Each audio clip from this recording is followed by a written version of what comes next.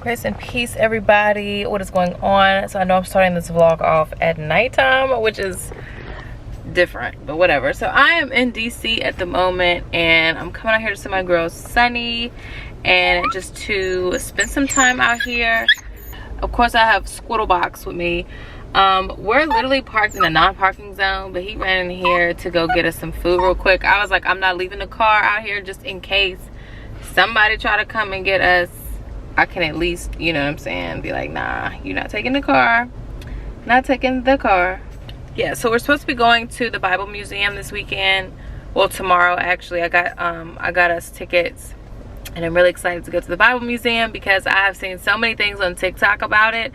I'm not sure if they have Bible museums like everywhere. I'm pretty sure they do, but this one was the closest one to me. Like, DC is nothing but like a quick couple-hour drive. Like, we're going to the Bible Museum tomorrow, and I'm really excited. The only thing about going to the Bible Museum is that I'm not gonna say they have weird hours, but they're not open all day. Like, the latest they're open is 5. They close at 5. So, and then I've seen a lot of reviews, people talking about make sure you get there early. So if you go there early, then that way you can kind of like experience the whole thing. You can go to like different floors and stuff like that. We're not gonna be ready to get there probably till like 3 o'clock. So I'm gonna see what kind of time we have in terms of taking the tour and stuff. So I'll see. Thank you. So we got Chipotle, meat. Severe thunderstorm warning in about 33.7 miles from current location. Alright guys, we are at the, what is this called? Blanche Creative Studio. Yes. So the host, Black Queen period. But this studio is so cute. I'm definitely getting tons of inspiration just being in here. I feel like I have mostly like my own taste with stuff in my own studio, but like this is like completed. So I'm gonna show y'all around because it's super cute in here.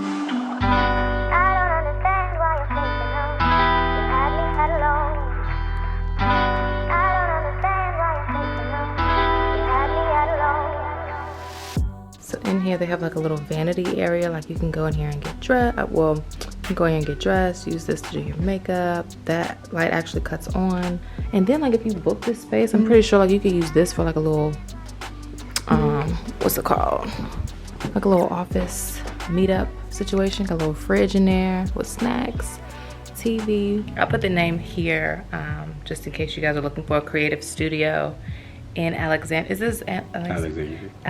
All right guys, we are in. You not finna give me copyrighted. We are arriving at the Bible Museum. I'm really excited. Is this it? Yeah. On the other side. Oh, okay. So we're just trying to find parking right now. Is it a parking spot? No. Yeah, we just have to find parking now. So hopefully it's not too crazy. But you guys, we have a beautiful day. I thought it was gonna be really stormy and ugly out here, but it's really nice.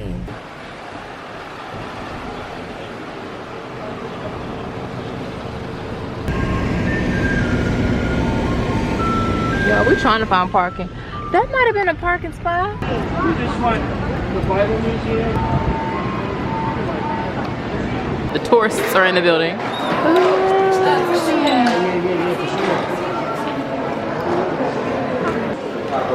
This is so cool. Oh, this is so cute. Hi. Y'all, we're at the Bible Museum. They talking about so we can't record. Honey, we finna sneak in. We finna do what we need to do. Praise the Lord, praise the Lord. Oh. You can. Oh, excuse us. Sorry. Probably just like 3 though. Yeah. Excluding the main floor. And the theater and all that. True. Floor 2, going up. Can't talk all that loud. I know, Look, right? they like this. Okay.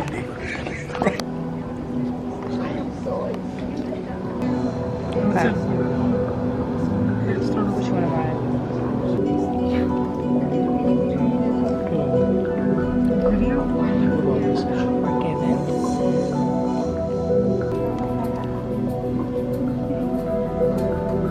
No, it's right there.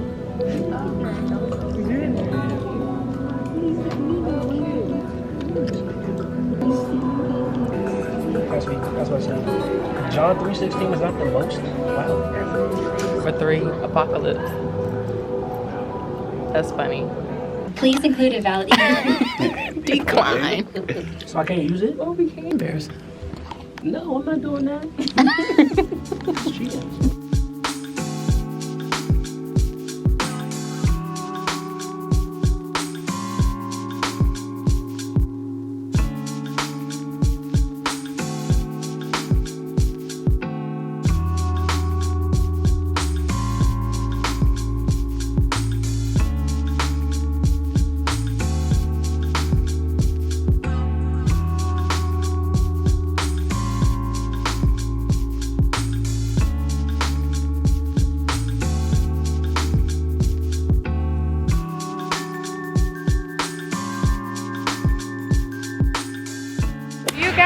It was so nice. I definitely give it like, I'll say a 10 out of 10. He rates it, what did you say, an 8 out of 10? He rates it an 8 out of 10. Sunny rates it, Sunny and Aaron rated a 7.5 out of 10. It was really nice. I don't go to museums like that. So for me, everything will be a 10 out of 10. Y'all know me already. I don't go nowhere. So everything is exciting to me. But if you do go, definitely make sure you give yourself more time. We got here at 3. We didn't really start our tour until like 3:30, and it was definitely not enough time to see everything. So if you're gonna go, definitely go earlier. The museum does close at 5. But if you go, make sure y'all go through the tour. Do the tour. It's like a walk, you have to stand in line for it, but like make sure you guys do the walkthrough tour. Beautiful. That to me made it a 10 out of 10 experience, and I didn't even see everything. So, but that's just me. But I definitely enjoyed it. But we are getting ready to go to El Centro. We're gonna get some food, and then she got that restaurant to be near Georgetown, and there is the store that I want to go into and do a little shopping. So I'm hoping they don't close. Oh, actually, let me check.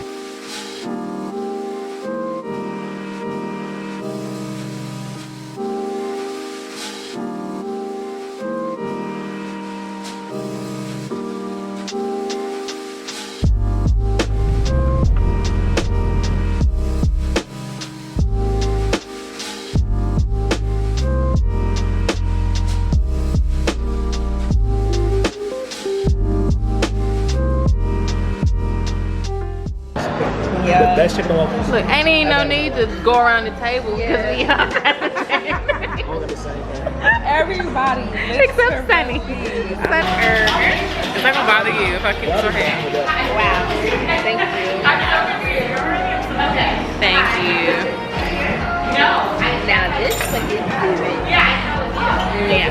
What is this on my Wi-Fi? It's probably like It's this stuff. I know what that is. I got a bunch of those like it's I said, ooh, that's a nice little. That's such a good song. That is my jam. Yeah. Yes, that is the library. Okay. Yeah. Oh my. I haven't. You've been? You've been. I know he's been. I've never been to Miami. You've done more traveling than I have through the years. What is going on, everybody? These numbers.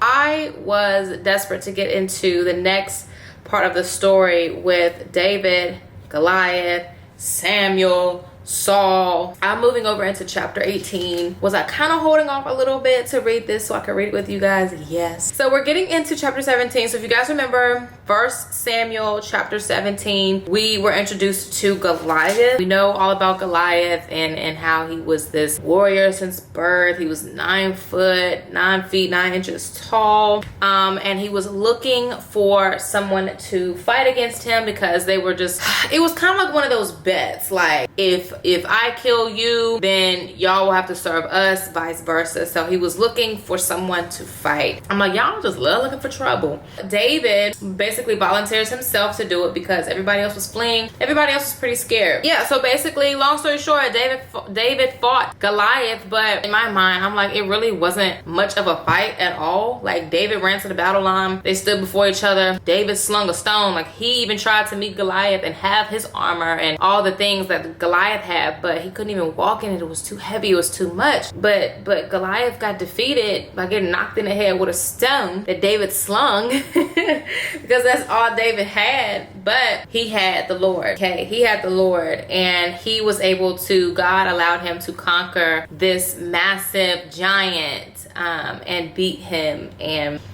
David, at the end of chapter 17, David ended up cutting off his head, and he brought Goliath's head to Jerusalem. King said, you know, find out whose son this man is. So when David returned from killing him, Abner was the commander at the time. Abner took him and brought him before Saul with the Philistines' pistol in his hand. Saul said to him, whose son are you, young man? The son of the servant Jesse of Bethlehem. Okay, I'm back. So this is my commentary Bible. Y'all get into it. Chapter 17. Let me see what Tony Evans says. Okay, Tony Evans, shout out to him. So I thought this was interesting because at the very end, Saul is so desperate to know whose son he is. He wanted to know so he could properly reward the family of David for his great victories. So now we're moving over into chapter 18, and I'm really excited to get into this. So if you have your Bibles, turn with me to 1 Samuel chapter 18. I'm going to read through it. I am reading the CSB version. This chapter is not long, but I truly believe that the Lord has a word within this. In terms of editing, I'm going to try to chop it up a little bit so it's easier to kind of watch and process, because I know how I can talk sometimes. And even when I edit, I'm like, oh my goodness. Chapter 18. When David had finished speaking with Saul, Jonathan was bound to David in close relationship and loved him as much as he loved himself. So remember, Jonathan is Saul's son. Okay, so we have Saul, he has a son, David. They have a close friendship. And just a reminder, remember, Saul was the king at the time. He fumbled the bag, and then David got anointed to pretty much take his place. So remember, they have a close friendship, and it says that, and loved him as much as he loved himself. So Jonathan loved David as much as he loved himself. Here we go, verse 2. Saul kept David with him from day on and did not let him return to his father's house. Jonathan made a covenant with David because he loved him as much as himself. Then Jonathan removed the robe he was wearing and gave it to David along with his military tunic, his sword, his bow, and his belt. David marched out with the army and was successful in everything Saul sent him to do. So we have David, like David is really coming in with that pressure. David really is setting the standard for how things are supposed to go. You're coming in, you're serving, you know, your master at the time, and you are really setting the tone for that kingship, that leadership. So David is really doing what he needs to do. Verse 5, it says, David marched out with the army and was successful in everything Saul sent him to do. Saul put him in command of the fighting men, which pleased all the people and Saul's servants as well. Verse 6, as the troops were coming back, when David was returning from killing the Philistine, the woman came out from all the cities of Israel to meet King Saul, singing and dancing with tambourines, with shouts of joy, and with 3-stringed instruments. As they danced, the women sang, Saul has killed his thousands, but David his tens of thousands. Saul was furious and resented this song. They credited tens of thousands to David, he complained, but they only credited me with thousands. What more can he have but the kingdom? So Saul watched David jealously from that day forward. Now it's like, oh goodness, like now Saul is starting to get these jealousy feelings towards David, because again, David is coming in with that pressure.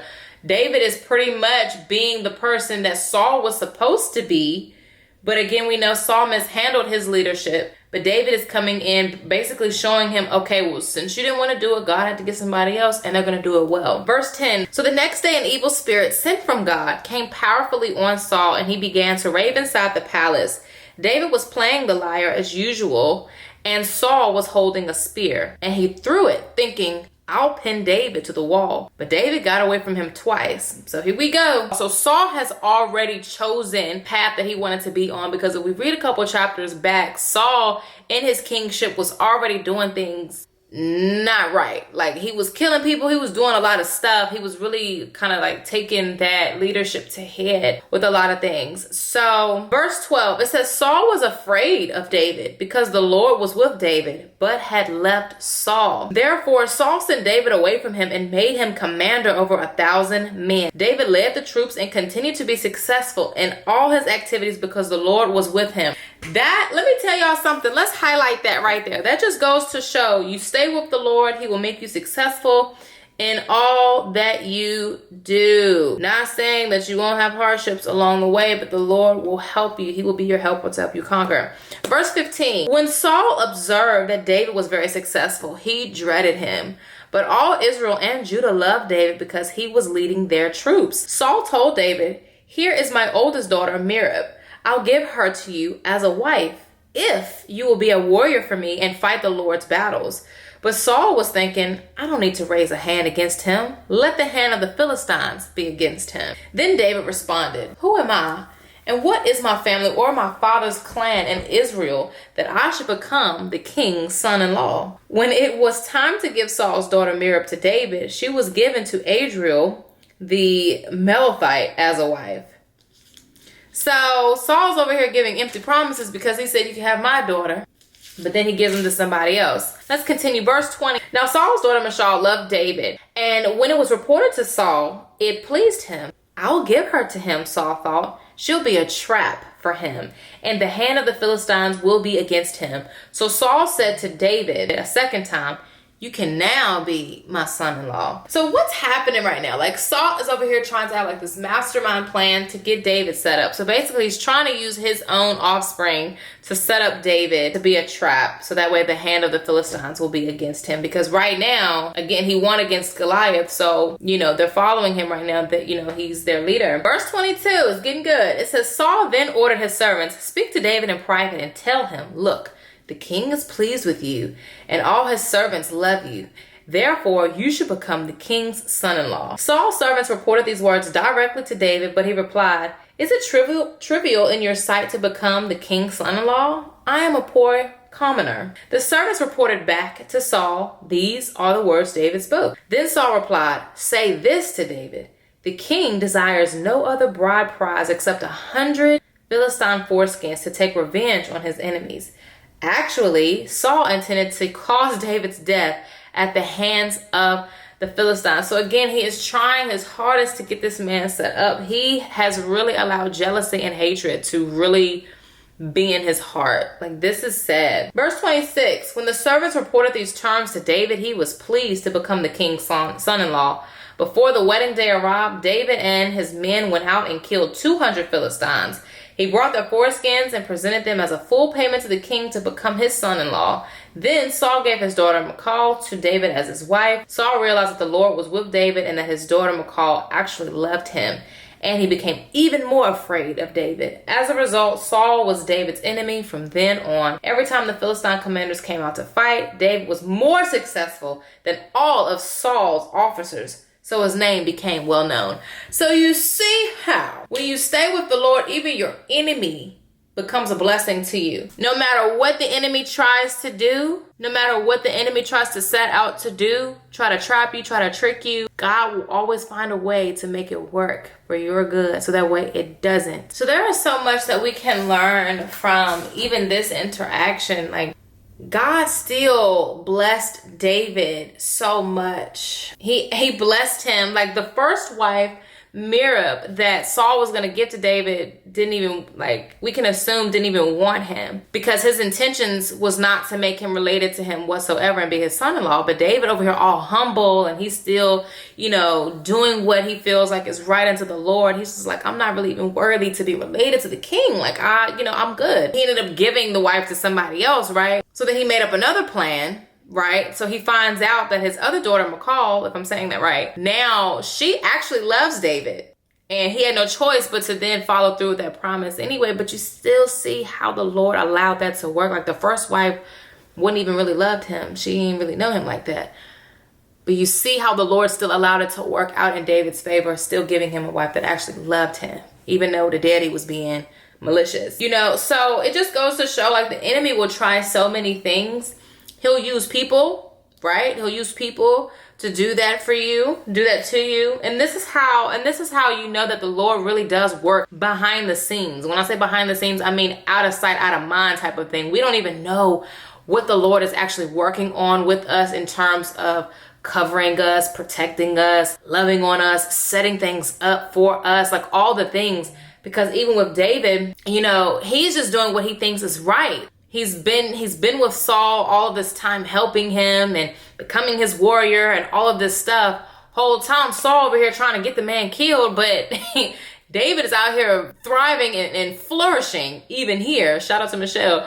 Like, flourishing even in this, and it's not working. It's not working. Like, what the enemy is sitting here trying to do, it's not working. Like, the Lord is still making sure that David is taken care of, even in the midst of the enemy trying to find all types of tactics to take him out. And it's sad, because that's really how, you know, things are in life. You know, people will still be evil to us. People will still be mean to us, even if we turn the other cheek, even if we still operate out of love and respect. People still, that like triggers people's like evil spirits that they have sometimes. You know, it just triggers something. Like when someone wants to be mean, all this stuff, and you respond in love and humility, it's like, I don't know, it just like does something to them. It's like, why aren't you mad? Like, why aren't you fighting back? And it's just like the Lord got me. Like, this is David, this right here with David is literally how, like, let the Lord fight your battles. Like, let him take care of that, because the enemy gonna turn himself and make himself go crazy trying to get you. When you're so rooted in God, you're just like, you know, whatever I miss won't for me anyway. Whatever comes my way and prospers and is supposed to be here, gonna be here. It's not gonna miss me. Like, I'm trying to have that type of faith. Like, anything that leaves my life, I'm not tripping. It was not supposed to be here. It was not supposed to whatever, you know. And life, sometimes even with people coming into your life, it is hard to say that. It's definitely one of those things that's easier said than done. But look, in hindsight, it's like, no, God really does care. God really does look out. God really does pay attention to detail when it comes to certain people that's around, how certain things make you feel. This is so good. Now, chapter 19. Now, that's chapter 18. Now, I really like this because this just really shows the Lord's protection. I really, really, really love chapter 18 because this really does show God's protection over David and his love for David and David's love for God in terms of pulling up to the scene, ready to fight a giant. But he's coming to the fight in the name of the Lord and won with ease. Like, I really tried to put this into like literal perspective when I think back to these events that happened, you know, umpteen years ago. I really am trying to imagine, I don't know how tall David was. So I'm sitting here trying to imagine like a normal sized man walking up to someone that is 9 foot. We don't see that on average. We don't see that on a daily basis. Like, who was out here 9 feet tall? People now are barely 7 feet. Even when we see someone, you can even look up the tallest living man in the world right now. Like, let's go into a rabbit hole real quick. All right, let's do the tallest living person. Let's just do tallest living person. All right, we have Sultan Qasim. Do they have any images of the man? Good gracious alive. All right, he is how tall? Where he at? He's 8'2". So Goliath still taller than him. But look how tall this man is. Are you kidding me? Oh my Lord. All right, I'm just going through scanning. Oh my gosh. I can only imagine what his voice sounds like. But that's what I'm saying. That's what I'm saying, y'all. That's what I'm saying. I can only Goliath, I cannot get over chapter 17. Goliath pulls up with his tall self. Voice deep as, y'all, just look up a video of the tallest person in the world or somebody that's of that height. Their voice is so deep. I can only imagine Goliath talking, and that I would be like, I know you lying. I am not fighting this man. I'm not fighting this giant. Are you kidding me? Like, that could be really scary. But the fact that David pulled up to fight Goliath in the name of the Lord with confidence that the Lord got me regardless. The armor that's available to me is not even like gonna do, it's gonna harm me more than it will help me in this fight because it's too daggone heavy. You know what, I'm gonna just pick up 5 stones and put it in my bag, put it in my pocket, and I'm gonna just go with that. He grabs 5 stones, only needed the 1.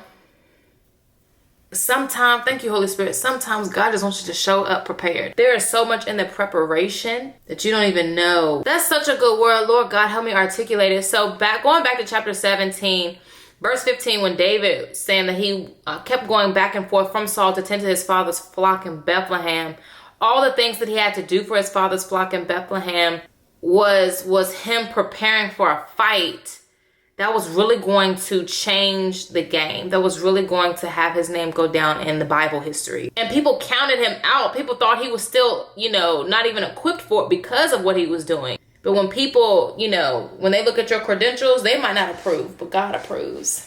And he still pulled up to the fight and didn't even have to. He did more fighting with his father's flock than he did with Goliath. David said he went to pry some of the flock out of a bear's mouth. Not only just get it out, but kill it. So he out here fighting lions, tigers, and bears. He did more fighting then just on an everyday observation, supervision of the flock than he even did with Goliath. He pulled out a stone and slung it.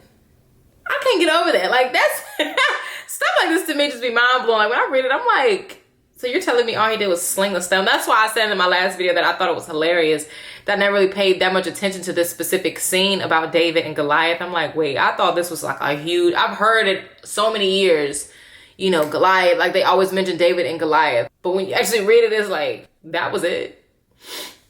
Even when we went to the Bible Museum, like they, on one of the videos, they even talked about that specific scene. They had a scene that showed David slinging a stone at Goliath. And I just thought it was hilarious because it was like, that was it. Like, that was the whole fight. There's a lot in that. Sometimes God just wants you to show up. And he'll have you show up, not for nothing, but he'll have you show up just for you to have learned what you needed to learn and the preparing of it. But he'll have you do all that just for him to show up and handle it for you. Like, that's the type of confidence that we need to have in God when it comes to certain things. So right now, I really believe I have a Goliath in my life right now. I think I have a Goliath that is coming up to, it's roaring like a lion, but it's not. And it's really trying to overpower who God is in my life. So this is a prime example of, a beautiful perspective change on like, nah, there are things I have to do in preparation to fight this thing, but I know when I arrive, it's already going to be handled for me. That's the type of confidence and faith that I'm having in God. I'm working on it, but like, that's where I'm at. That's where I'm at. Like, I no longer want to have to work on that. I want that to be where I operate. Like, that's just where I'm at. If that makes sense. I'm telling you, like, having jealousy and hatred in your heart for people, you cannot let the enemy use you like that, because he will skateboard all through that. He will have a field day in your life. Don't let him use you for that stuff, for anything at all, especially not that stuff. God, thank you for your protection. Thank you for your love. Thank you for working behind the scenes. Thank you for covering us from the seen and unseen. God, thank you for doing things even when we don't even understand what you're doing. God, thank you for your word. We find ourselves in the word. I just think it is so beautiful how we can read these stories. And the Bible is timeless, man. It is. Like, we can literally relate to these stories. These happened years ago, thousands of years ago. And these are the things that we can still relate to in present day time and get word and get understanding and get revelation from, to continue to help us in this race, to help us get to the finish line. You know, so God, I thank you for grace. I thank you for peace that you give us through your word. And that, you know, yeah. All right, I'm gonna be back a little later. I'm gonna let my camera cool down. What's up, you guys? Sorry, I'm switching cameras here, but I am getting ready. About to put this good hair up. I'm getting ready to go to my studio and take some pictures. I'm trying to upload some images of the studio, like what it offers and stuff like that. And I don't have a good picture like I want of my my desktop computer in there or my backdrop. So I'm ready to go over to the studio real quick and capture those. And I'm really excited. Yeah, I just bought this hat from Aritzia. Y'all, best thing ever. I'm not trying to rush. That's really all I need to do over there today. So I'm kind of going over there like this. I literally have my little camera bag I got from Amazon. And that's really it. So I'm gonna run over there and do that, and then I'm gonna come back and finish some work. So that's why I'm not trying to take a whole bunch of stuff with me, because I want to be able to get in and get out. Like literally do not need to be there a long periodically time. So I just want to get in and get out. You guys, I have all this furniture and stuff over here. I'm over here trying to sell this stuff, and it's working out in terms of getting some stuff sold, but it's not getting sold quick enough for me. But I'm not tripping. All right, guys, I have made it. I've made it to my studio. Let's get some pictures going. I don't want to be here too long. So what I'm gonna do is open up the curtains and stuff in here and just really let in some sunlight. I need to bring my ladder back over here, so I need to do. So I'm all about natural light. Y'all already know me. I'm all about natural light, so I'm going to pull these curtains up.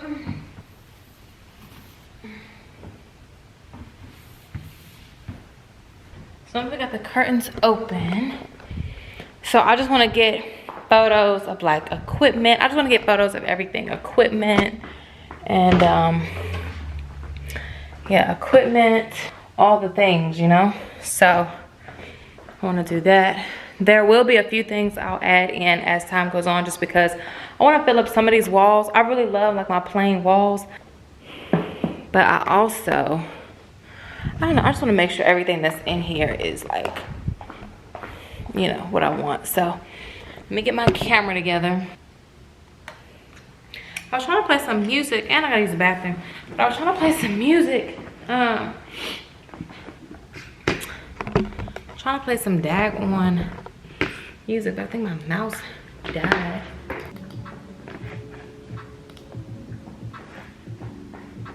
All right, I'm gonna just go around the room and just start taking some shots, because I want to get my seating. I have to take horizontal photos, so I gotta make sure everything is horizontal, because I'm a vertical girl. Okay, I will take a vertical photo so fast, even when it's not needed. 4.0.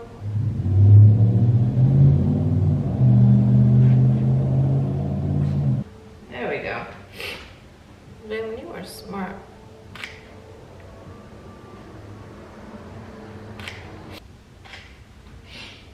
I'm trying to figure out the settings I used the last time I recorded in here. Okay. I think I got a good chunk of photos, I guess.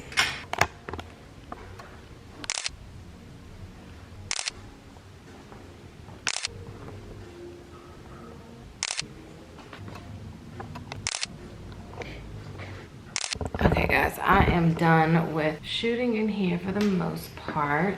Go ahead and get up out of here, because I think I'm gonna go to Home Goods and do a little shopping around. To take a quick look around. I am taking this home with me because this was mine. I want this at home. Let me use the bathroom real quick. All right guys, I am in Home Goods again. I'm looking for some pillows to go on the studio couch, but the couch is velvet. But I was looking for like some velvet pillows to go on the couch. I don't know if I should do like white to match the seats or to do something else.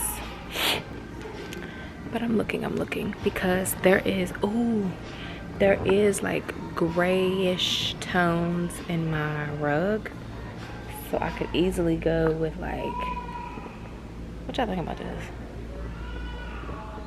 And then like I can't take as much time as I want because I have to go help my mom with something, and I don't know. I'm gonna just keep looking. These seats are super cute. What are these running for? $1.99 a chair, girl.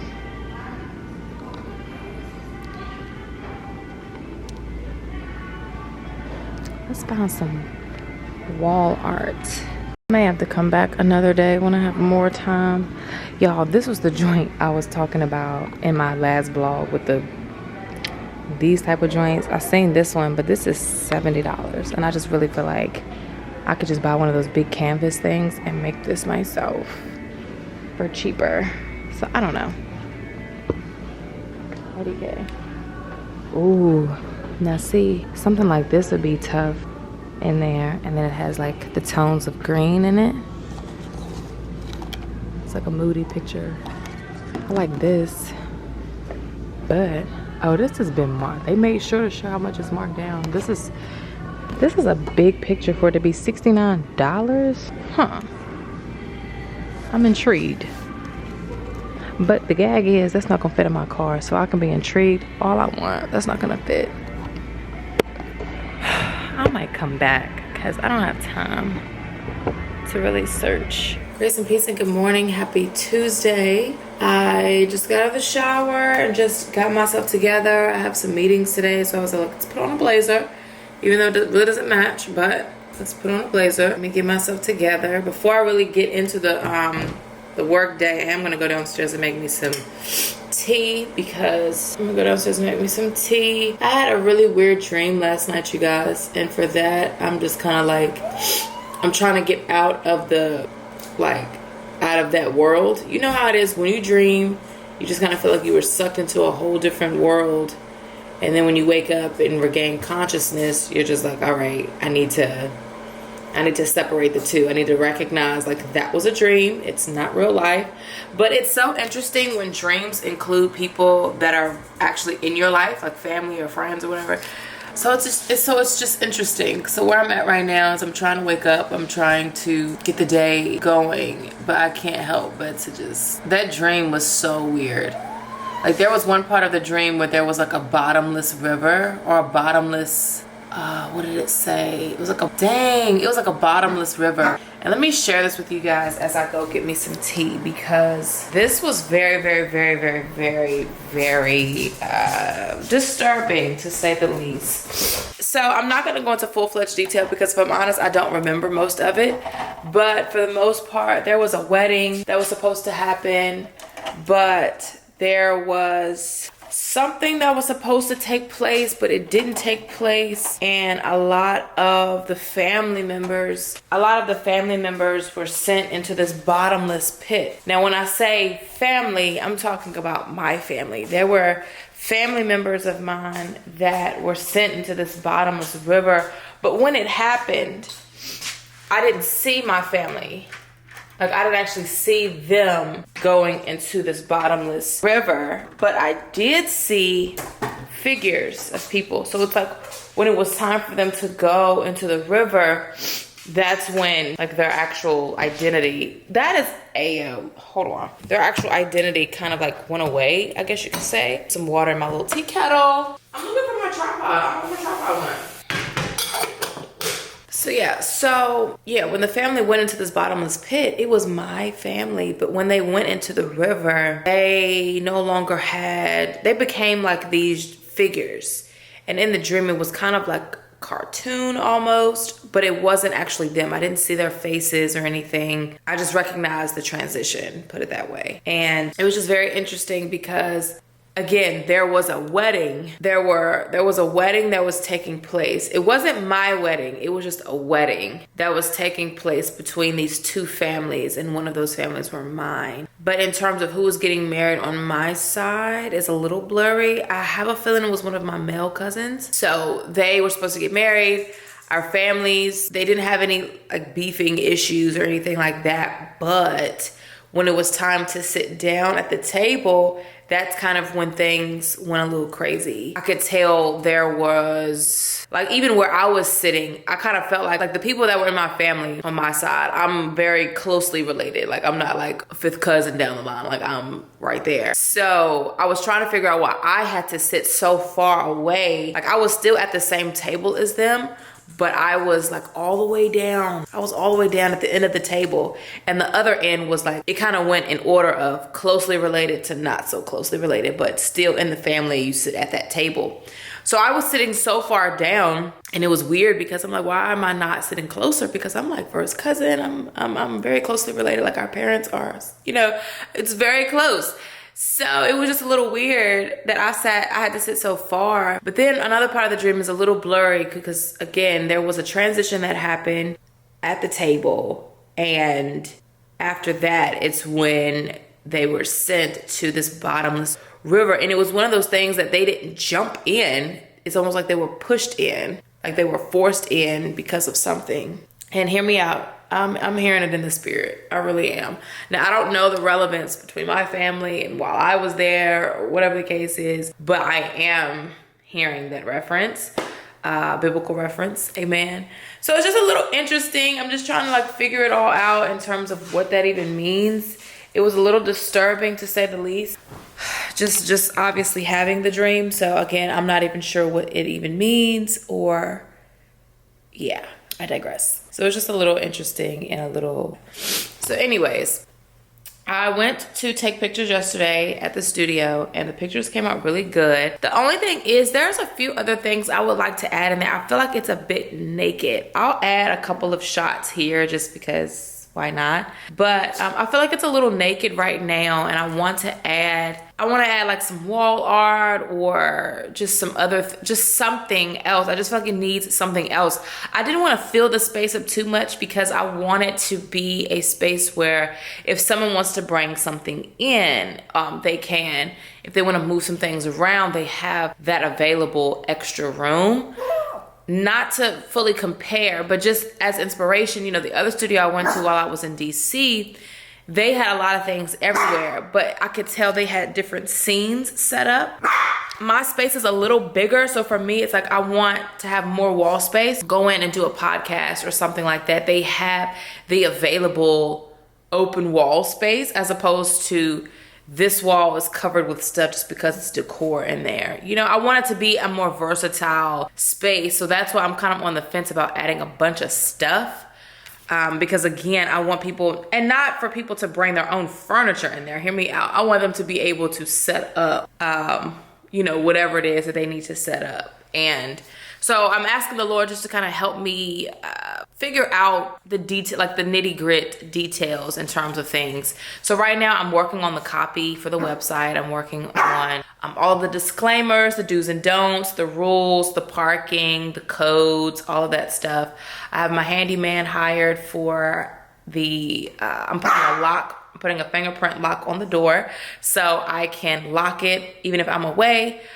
Just in case, which this particular lock, they're not going to be able to not lock it when they leave because it's going to automatically lock when you leave anyway. And it will be like a one-time code on the door, that type of situation. So we've already found the lock that I want to use for the door, and then he's going to install it for me. He said he could install it like Wednesday. I have to touch back bases with him today because yesterday when we talked he was working, so we really couldn't get through that many details, but he did put me on to the actual lock that is available. I can go find it and purchase it today, and then he can install it and I'll pay him for that, for the installation. So I'm really excited because things are moving swiftly and it's coming along.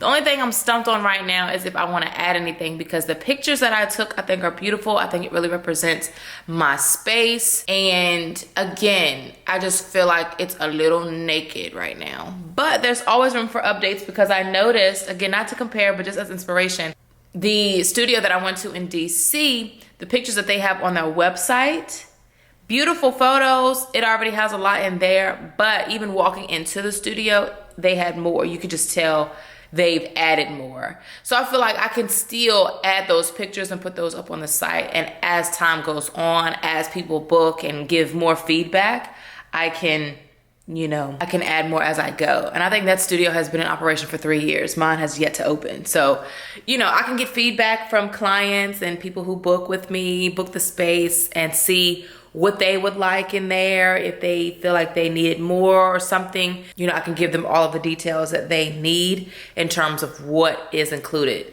from equipment to the bathroom to furniture to location, anything near the location, parking, codes on the door, cameras. Like, I can give them all of the details that they will need to, to solidify their booking with me. So I'm really excited. I'm really excited to see how this is going to turn out. I was praying about it yesterday, and I'm like, Lord, I just need your help. I just need your hand in this to help me with this. And I know he's gonna do just that. So I'm really excited. All right, guys, I have my tea, and I am rocking out with my 2 Corinthians 12:10 coffee mug. It's my Grace and Peace coffee mug. This is my 15-ounce. This one is currently sold out, but there is a smaller version available on my website, which is linked down below, or it's just faceovermatter.com. And you can grab you a coffee mug, tea mug, whatever mug you want to put. Those are available. What is up, you guys? So I'm going to end the vlog here, but you can probably tell on my face I've been crying, but I didn't even think about vlogging just because I don't even have my camera with me. But anyway, I was sitting here giving some stuff to the Lord, you know what I mean? I was giving some stuff over to the Lord, and I ended up getting on the phone with my mom, and she was just a listening ear. She didn't even have to say anything. And I just started talking. I was trying to articulate something, and I couldn't necessarily get it out. All of a sudden, this message, this word, this sentence came to my head and says, I understand your tears. Because when we cannot find the words to express how we feel, or if we continue to go misunderstood, or if we don't have anybody that we feel like we can call to express this to, or whatever the case is, and all you got inside of you was a cry, no words, just a cry, God understands your tears. And I really hope that you can hear what I'm saying. God understands your tears. Means he understands the very core of what is making you feel the way you feel. And this is why God is forever king over my life. This is why I will continue to strive. I will continue to press forward, because even in the very things that I cannot articulate, I can't express it here. I can't even express it to myself. I can't even express it to my mom. God understands the very core of my pain, and that is why God is God. I'm just gonna leave that there because I'm absolutely wrecked. But like I said, I'm gonna end the vlog here. I love y'all. Thank y'all so much for watching. So as always, if you're new, I'm Jay. If you're not new, I thank you so much for supporting me with whatever I do here with my channel. I love each and every one of you to no end. And of course, until next time, God willing, I will see you all in my next video. And before I leave, thank you guys for tuning in to these like very random Bible studies, just kind of journeying the word with me. I definitely want to find a better way of delivering like Bible study segments, just so that way you're not watching me read the word. So hopefully I'll figure something out. But even if you made it through the whole thing, I pray you did. If you didn't, I get it. But thank you guys so much. I'll see you guys in the next video.